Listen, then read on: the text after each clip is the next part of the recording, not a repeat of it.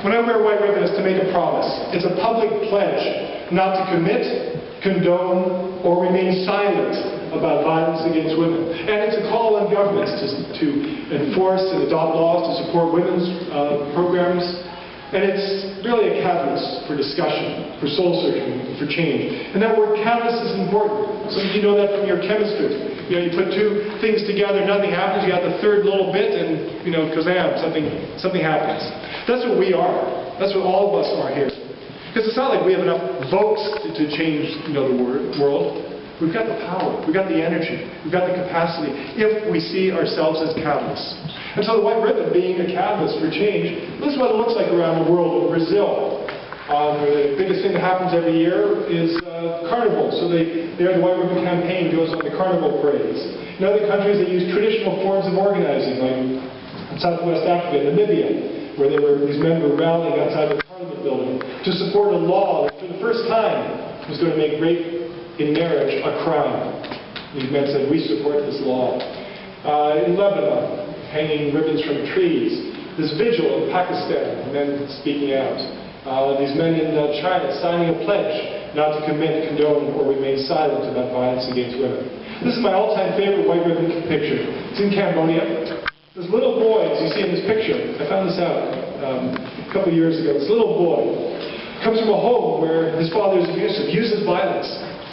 One day he was in downtown, he sees people giving out these ribbons. He says, what's that? They explain it's about violence against women, and he says, can I help? And he starts giving out these ribbons because he knows about the problem of violence against women. Instead of just being a victim, or even just a survivor, he becomes an advocate of change. He's given a ribbon to the street vendors looking at it, going, what the heck is this? Except for in Cambodia. And this little boy who's pointing is explaining to them about the problem of violence against women. That's what brings us together today.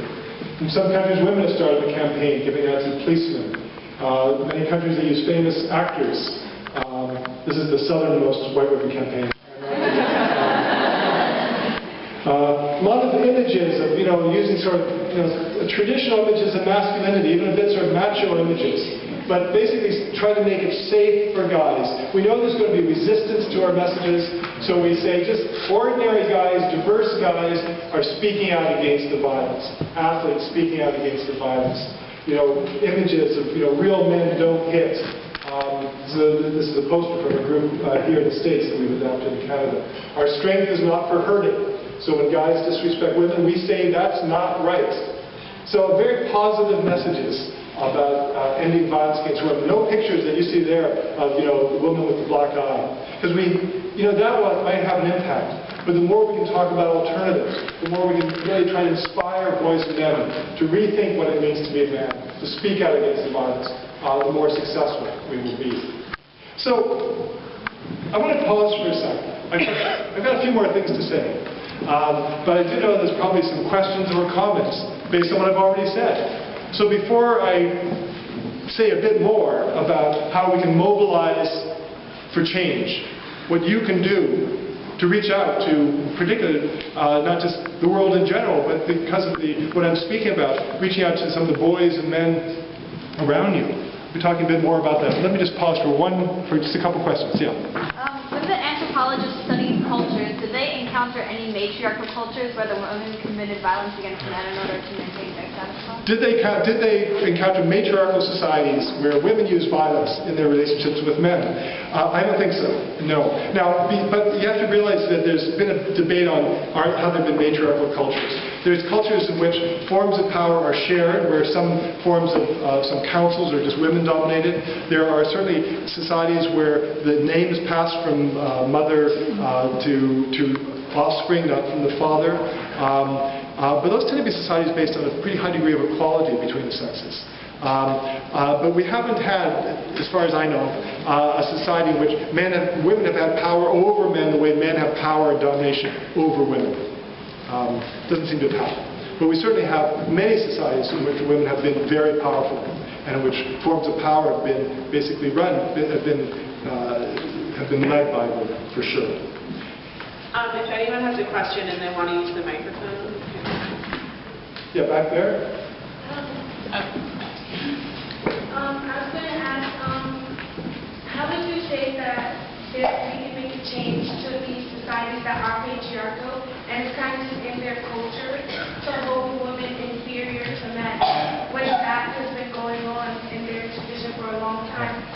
some of them won't realize that it's wrong. They'll Yeah. just think that's the way it's Just- supposed to be. How do we change that mindset of something that's been going on forever? This question is really the heart of what brings us together. Because this is the thing that cultures do. This is what tradition does. When you have a culture, when you have a tradition, whatever it is, and if you grow up within that, you just assume this is how things are. Because this is it. This is it. This is what you see. This is what you've grown up with. This is what feels comfortable to you even if you don't like it. It feels comfortable. So how do we change that? Well, I think there's different ways. One of them is through social movements. This is why when women started organizing over the past 150 years, the women's movements around the world, and brought them to new life in the 1960s. We talked about a women's movement, a feminist movement, because it wasn't just that, oh, you should think this or you should think this and be isolated, but to bring people together, to create a really sort of movement for change. And so what that does is it gives mutual strength. So we feel that, oh, it's not just me, but I've got sisters and I've got brothers around who are advocating the same thing. And we shift the discussion in society. We shift our ideas. We shift what we think is just the way it is. So one way that's critical is through social movements. And so those movements can advocate for change. They can speak to people. They can provide alternatives. That's what the women's shelter is. Those are alternatives that women provided. And they change reality. This is what they did. They change reality by creating new institutions. But what I think we need to do in terms of reaching men and boys, yes, we need those movements. Men need the women's movement. Men need feminism to keep pushing us. Why? Because it's going to make our lives better as well. This is another strange thing. Because, yeah, it's going to say to men, you can't have power over women anymore. But it's also going to say to men, you don't have to be stuck in this box of what a real man is supposed to be. The paradox is that male-dominated societies have given power and privilege to my half of the species, but have also placed a set of impossible demands on men. So what do? We hold out to men and boys the possibility of change. So I can tell you, I make most of my living by giving talks. And I'll be invited to give a talk on a university or college campus, or in a community. And I'll see the same thing over and over again. I've been talking about gender equality, or ending gender violence, or healthy relationships. And there's always some guys who are there, they're sitting with their arms crossed and they're leaning their chair back because they just think, oh, this guy's here to crap on me for the next hour. But instead, I tell stories. I joke about these demands of manhood. And I watch those men because they're my barometer. At first, they drop their arms down, and they start leaning forward, and then very carefully, so their buddy doesn't notice, they start nodding. And then if I've really connected with them, at the very end, when I'm getting my notes together, they do a drive-by thank you, where they walk by and they go, thanks. Because what's happening at that moment, what's happening is that it's not about me. It's because in that talk I've held up a mirror to the men in the group to say that all that crap that you thought that you had to be, you had to become to be a real man, you don't have to. It's not real. It doesn't work. And so there's a sense of enormous relief. I actually believe that whatever culture, you say, wherever we're all from, we all have our traditions. We all live in traditional cultures. They're just different traditions. But in all of them, I believe that men have waited their whole lives to hear this message of change.